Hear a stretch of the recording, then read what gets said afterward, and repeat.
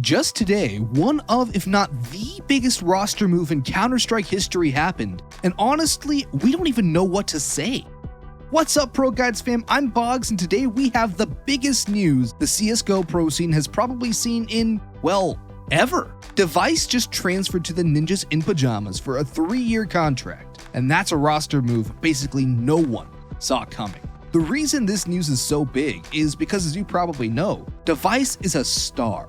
He has been the most notable player on Astralis for the past 5 years, and he has been a massive part in their success. And oh boy, did they have some. Not only did they win 4 majors, a feat that no other pro team has ever achieved, they've also won the Intel Grand Slam, and they've done that in a period where Counter-Strike in itself is extremely competitive, with Device at the helm of this success. Not taking any credits away from NiP and Fnatic, they were very good in the early goings of the game, but their achievements are simply not comparable to that of Astralis. Astralis with Device as their star are very serious competitors, and in many people's eyes, the clear victors in the competition of the best team to ever touch the game. And them selling off their best player just like that is nothing but shocking.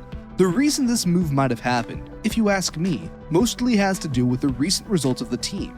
Even though they've remained very high in the rankings, never dropping out of the top 10 and staying in the top 3 for the majority of the last few years, with a large portion of that being top 1. They just really haven't been the same. Astralis was undoubtedly the best team in the world for at least a year, and right now you could easily make arguments that other teams have trumped them, such as Gambit and Virtus.pro.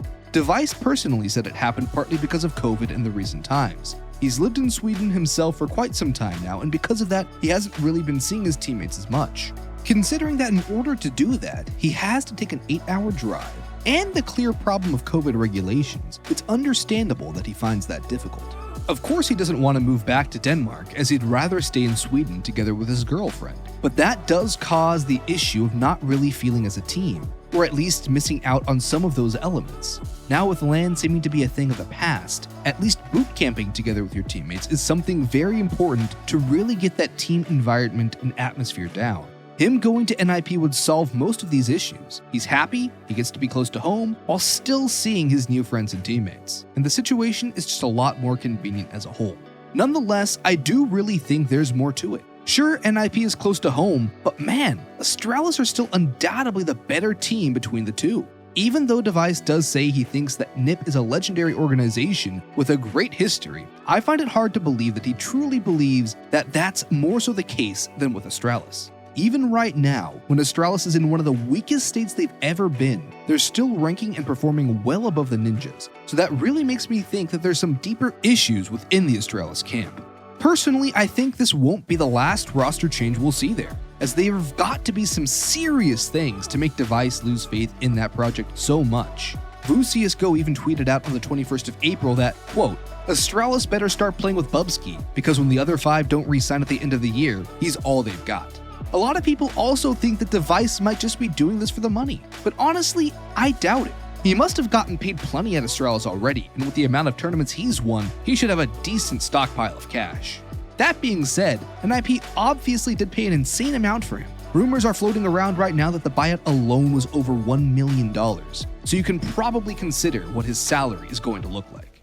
That brings us to our question of the day, and that's, how do you think both teams are going to do after this change? Make sure to comment your opinions down below. But for me personally, I think Astralis is going to suffer massively.